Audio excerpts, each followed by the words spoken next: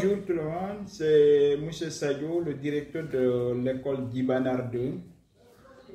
Aujourd'hui, avec les examens du CFE de l'entrée en 6e, je suis là en qualité de chef de centre parce que cette année, il y a eu des innovations. Les directeurs dont les écoles sont choisies comme centre d'examen sont pris comme chef de centre. Et il y a donc le directeur et les chefs de centre et il y a quelqu'un qui vient avec son équipe et lui sera le président de jury, comme ça se fait au bac. C'est ce qui s'est fait maintenant avec les nouvelles innovations. Et cette année, le chef de centre, lui, il est chargé de nettoyer les salles de classe, les toilettes, de ranger les tables bancs, de les numéroter, de mettre l'équipe dans de bonnes conditions avant que les élèves n'arrivent le jour J. Parce que le travail, je l'ai fait depuis hier. J'ai arrangé les tables bancs, j'ai numéroté, j'ai nettoyé tout, les toilettes, les salles de classe, partout. Je les ai mis à disposition tout le matériel nécessaire pour un bon déroulement des examens. Et je souhaite bon sens aux candidats. Ici, le centre Guy-Banard 2, ça polarise plusieurs écoles, dont Guy-Banard 2, d'abord, l'école Guy-Banard 2, il y a l'école de Kounayan, l'école de Bafata et l'école de Koulonia Saliot. Ce sont ces écoles-là qui composent au centre Guy-Banard 2. Pour cette année, dans la commune de Guy-Banard, nous avons le plus grand centre en matière de par rapport au nombre de candidats. Parce que nous sommes à 151 candidats. Sur les 151 candidats, il y a 82 garçons et 69 filles. Ce qui fait au total 151.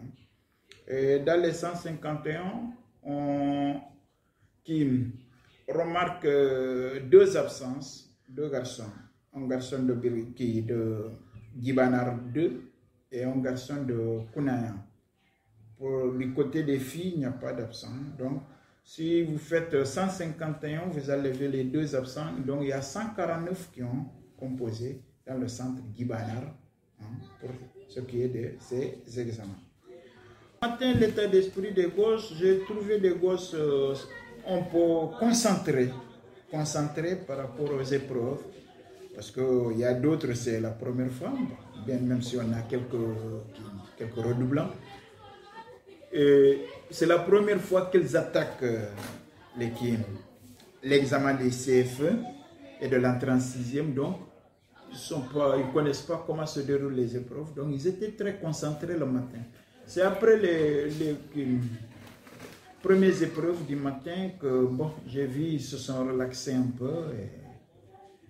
Je ne sais pas comment expliquer ça, je les ai vus, pour relax. Mais au début, ils étaient un peu concentrés, qui recroquevillaient à eux-mêmes, mais c'était ça le matin, l'état d'esprit des élèves. Mais ils étaient vraiment concentrés. Cette année, oui, cette année c'est une année spéciale, parce que cette année, on n'y a pas eu de mouvement de grève dans les écoles. Ça, c'est à saluer. C'est très bien. Nous, chefs d'établissement, on ne veut pas entendre parler de grève. Et cette année, une année spéciale, on n'a pas entendu qu'il n'y a pas eu de mot d'ordre de grève. Depuis le début de l'année, les enseignements sont déroulés convenablement comme on veut que ça se fait jusqu'à présent. Donc, il n'y a pas eu de perturbation. Donc, cette année, c'est une année spéciale.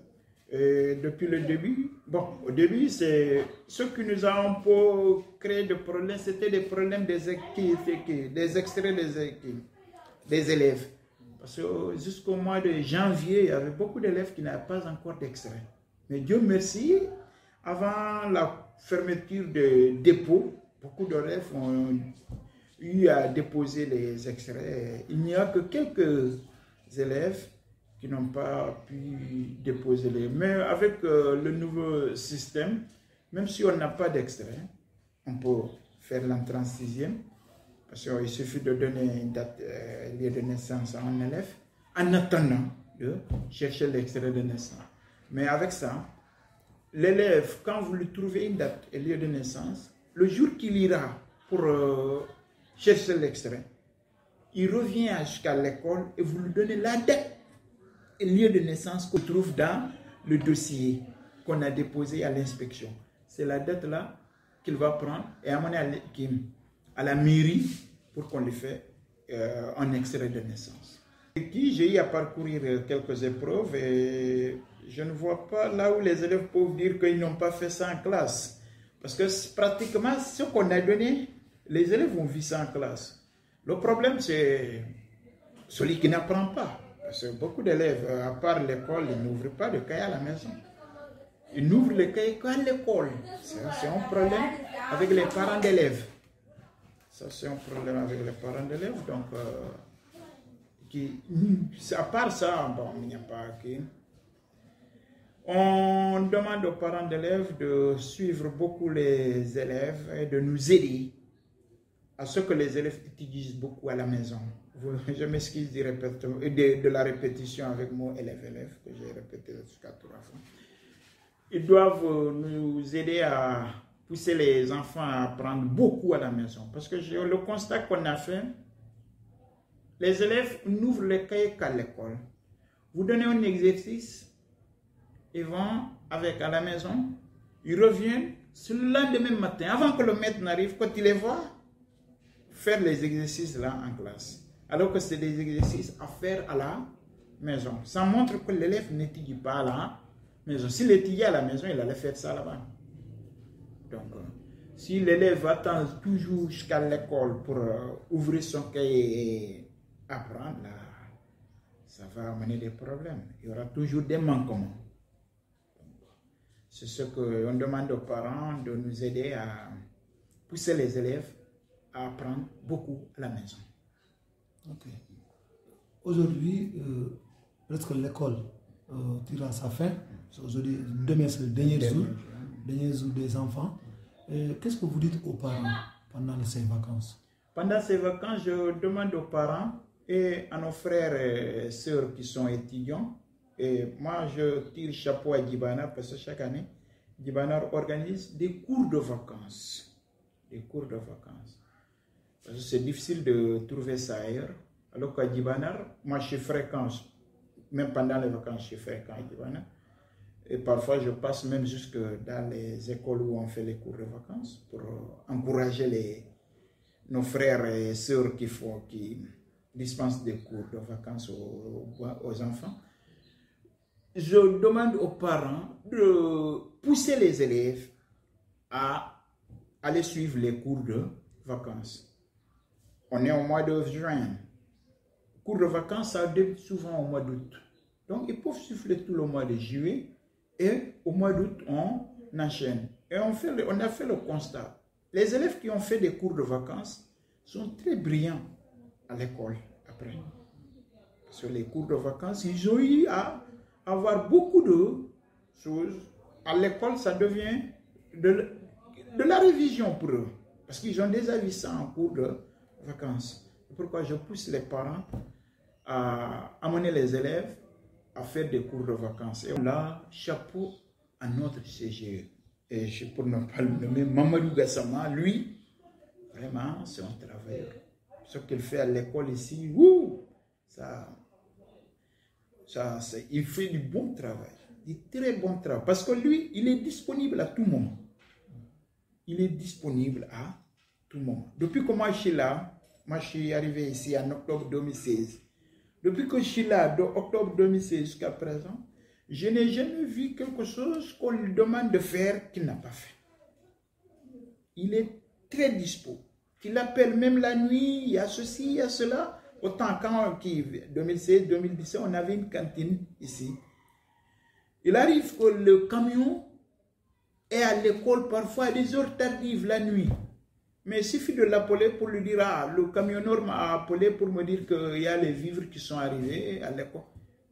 Il arrive sur le champ pour descendre les vivres et sécuriser les vivres. Là, lui, c'est quelqu'un de...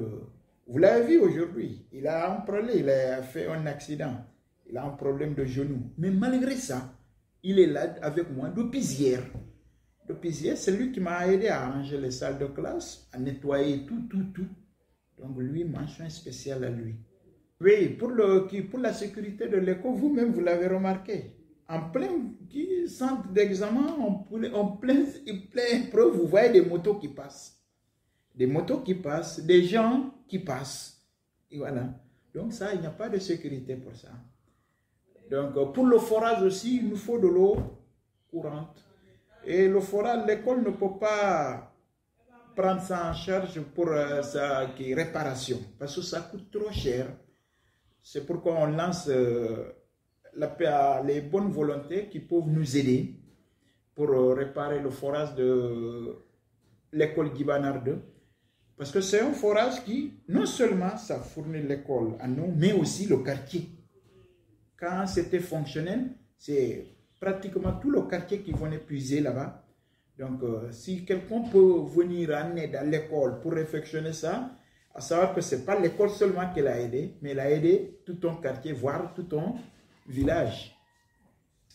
L'électricité aussi, nous sommes dans une zone où il n'y a pas encore d'électricité. Alors que le courant n'est pas loin, mais ce n'est pas arrivé. Donc là aussi, on appelle Hakim. Vous voyez les installations, tout est là, installé avec les lampes, tout, mais il n'y a pas le courant. Ça, avec le courant, ça facilite notre travail parce que là, l'école a imprimante et il suffit de tirer les épreuves, on va les tirer nous-mêmes, comme ça se fait à l'école 1. À l'école 1 de Guibanar 1, il y a le courant là-bas, mais ils font tout sur place. Ils tirent les épreuves sur place, ils font tout. Là-bas, donc, c'est ce que nous aussi on veut à l'école Guibanar 2, avoir le courant et permettre aux élèves de travailler dans les conditions de l'examen, dès les petites classes.